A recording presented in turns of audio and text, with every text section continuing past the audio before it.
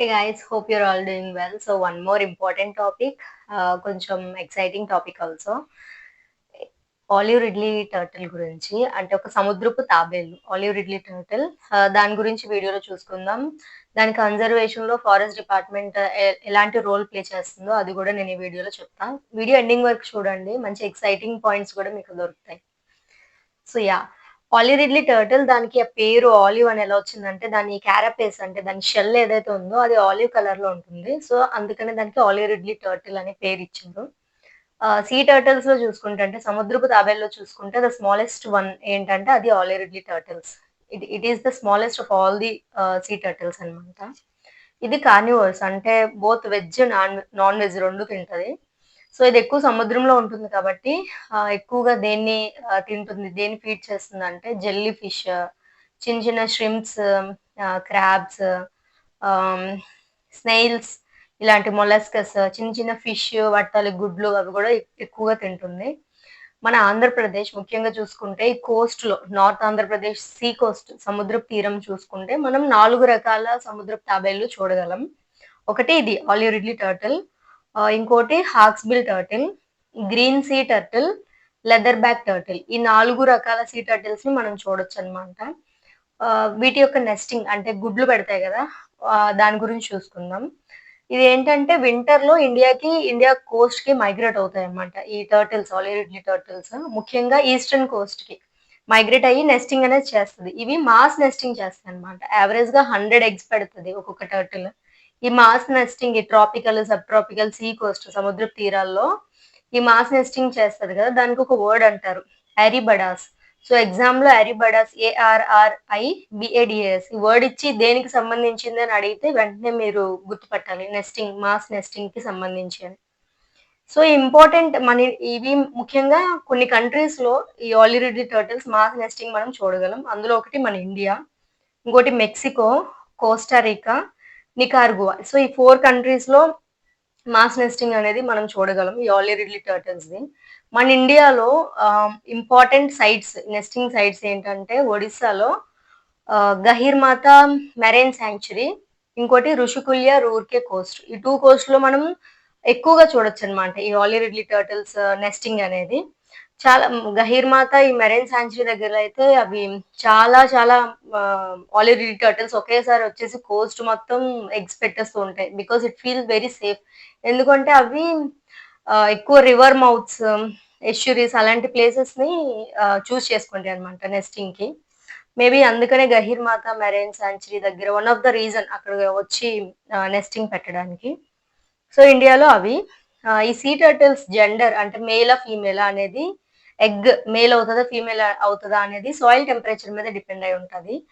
So soil temperature అనేది more than 30 degrees ఉన్నది అంటే ఖచ్చితంగా ఎగ్ నుంచి ఖచ్చితంగా అని చెప్పలే అప్రాక్సిమేట్‌గా లైక్ దాని నుంచి ఫీమేల్ వస్తుంది.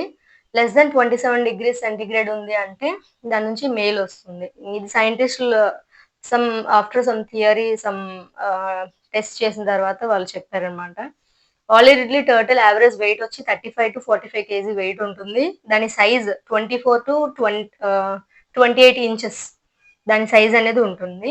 మన ఇండియాలో ఈ సీ టర్టిల్ కన్జర్వేషన్ ప్రాజెక్ట్ అని ఒకటి ministry of environment and forest initiate చేశారు in collaboration with UNDP United Nation development programme. దీన్ని ఇంప్లిమెంట్ చేసిన వాళ్ళు WII wildlife institute of India Dehradun 1999లో దీన్ని ఇంప్లిమెంట్ చేశారు.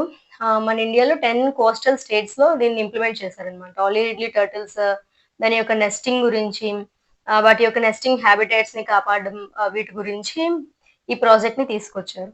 ముఖ్యంగా ఆలివ్ రిడ్లీ టర్టిల్స్ ఫేస్ చేస్తున్న ఛాలెంజెస్ ఏంటంటే ఒకటి హ్యాబిటాట్ లాస్, ఎగ్ పోచింగ్. ఇంకా ఈ ఫిషర్‌మెన్ ఎవరైతే ఫిషింగ్‌కి వెళ్తారో అప్పుడు ఫిషింగ్ బై క్యాచ్ అంటారు. అంటే వాళ్ళు యూజ్ చేసిన నెట్‌లు, వలలుంటాయి గదా! దాంట్లో చిక్కుకోవడం వల్ల చనిపోయి ఉంటాయి చాలా తాబేళ్లు, చాలా టర్టిల్స్. Next predation. ప్రిడేషన్ అనేది it's a natural thing. Marine pollution, light pollution, climate change ఇవన్నీ ఈ టర్టిల్స్ ఫేస్ చేస్తున్న ఛాలెంజెస్ అన్నమాట. నెక్స్ట్ ఇప్పుడు ఈ ఆలివ్ రిడ్లీ టర్టిల్ కన్జర్వేషన్‌లో ఫారెస్ట్ డిపార్ట్‌మెంట్ రోల్ ఏంటంటే, ఈ ఆలివ్ రిడ్లీ టర్టిల్స్ జనరల్‌గా ఏం చేస్తాయంటే, డార్క్ అంటే లైట్ వచ్చిన తర్వాత కాకుండా ఎర్లీ మార్నింగ్ ఇంకా సన్‌లైట్ రాకముందు, ఇంకా లేట్ నైట్ ఆఫ్టర్ సన్‌సెట్ అనమాట. ఇవేం చేస్తాయంటే ఒడ్డుకొస్తాయి సీషోర్‌కి.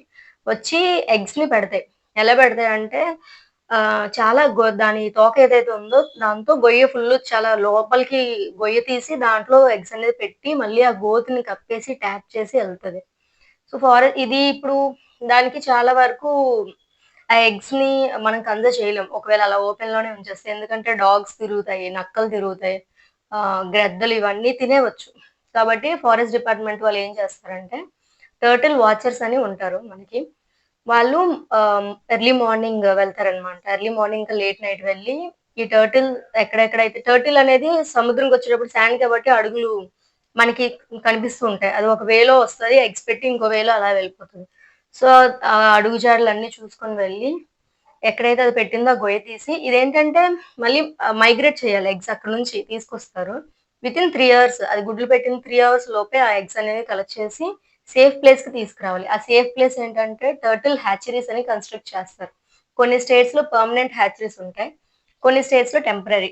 ఇప్పుడు ప్రెజెంట్ ఇక్కడైతే టెంపరరీ హ్యాచరీస్ ఉన్నాయి. బాంబూస్‌తో వాటితో కన్‌స్ట్రక్షన్ చేస్తారు. సో, కన్‌స్ట్రక్షన్ చేసి బాంబూస్‌తో కన్‌స్ట్రక్ట్ చేస్తారు సేఫ్‌గా. అంటే ఈ కుక్కలు, నక్కలు ఏమి లోపలికి ఎంటర్ అవ్వకుండా పిల్లులు అలాంటివి. ఇంకా కాకులు, గెద్దలు అవొచ్చి తీసుకెళ్ళకుండా ఎగ్స్ ఎక్కడి నుంచయితే తీసుకొనొస్తారో వాటిని హ్యాచరీలో పెడతారు. గొయ్య తీసి మళ్ళీ హ్యాచరీలో పెట్టి దానిపైన మళ్ళీ ఇసుక కప్పేసి ఒకవేళ ఎక్కువ హీట్ ఉందంటే కొంచెం వాటర్ స్ప్రే చేసి దానికి కూలింగ్ ఉండేటట్టు. మళ్ళీ వాళ్ళు సెలెక్ట్ చేసుకునే సైట్ కూడా సముద్రం నుంచి మరీ దూరంగా ఉండకూడదు. సముద్రం నుంచి కొంచెం మాయిశ్చర్ కంటెంట్ ఉండేటట్టు ఆ ఇసుకలో. అలా సెలెక్ట్ చేసుకొని అలా కన్జర్వ్ చేస్తున్నారు ప్రస్తుతానికి ఫారెస్ట్ డిపార్ట్‌మెంట్ వాళ్ళు. సో, ఫారెస్ట్ డిపార్ట్‌మెంట్ రోల్ అది. ఆ ఎగ్స్‌ని కన్జర్వ్ చేయడం. యాహ్! సో, నేను త్వరలో మీకు హ్యాచరీ ఆల్రెడీ కంప్లీట్ అవుతుంది. సో, త్వరలో హ్యాచరీ అండ్ ఎగ్స్ కలెక్ట్ చేసిన తర్వాత దానికి 45 డేస్ అలా పీరియడ్ ఉంటుంది. దాని నుంచి హ్యాచ్లింగ్ రాడానికి. వాటిని మళ్ళీ జాగ్రత్తగా తీసుకెళ్ళి సముద్రంలో విడిచిపెట్టాలి. It's a very fun thing and interesting thing అన్నమాట. చాలా బావుంటుంది. మేము అలా విడిచిపెట్టేటప్పుడు నేను ఒక వీడియో ఖచ్చితంగా చేస్తాను.